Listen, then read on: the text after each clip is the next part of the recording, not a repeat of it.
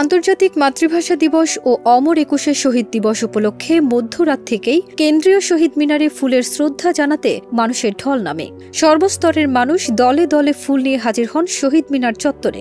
বিএনপির নেতাকর্মীরাও শ্রদ্ধা জানান ভাষা শহীদদের প্রতি। শ্রদ্ধা জানানোর পর সাংবাদিকদের সঙ্গে কথা বলেন বিএনপির সিনিয়র যুগ্ম মহাসচিব রুহুল কবির রিজভী। তিনি বলেন, জনগণের পক্ষের কোনো রাজনীতিবিদ কখনো পালায় না। তার উজ্জ্বল দৃষ্টান্ত বেগম খালেদা জিয়া। এত উৎপীড়ন, এত অত্যাচার, নির্যাতন, জনগণ আর দেশ ছেড়ে যায়নি।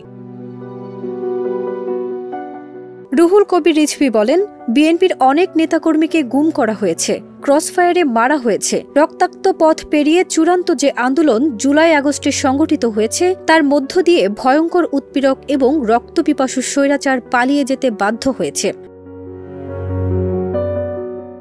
বিএনপির নেতা আরও বলেন, স্বৈরাচারের পতন হয়েছে, এখন গণতন্ত্রে যাওয়ার পথে আমরা আমাদের দাবিগুলো বলছি। সবার আগে জাতীয় সংসদ নির্বাচন হতে হবে। 17 বছর রাজনৈতিক শক্তি এবং রাজনৈতিক দলকে ধ্বংস করার চেষ্টা চলেছে।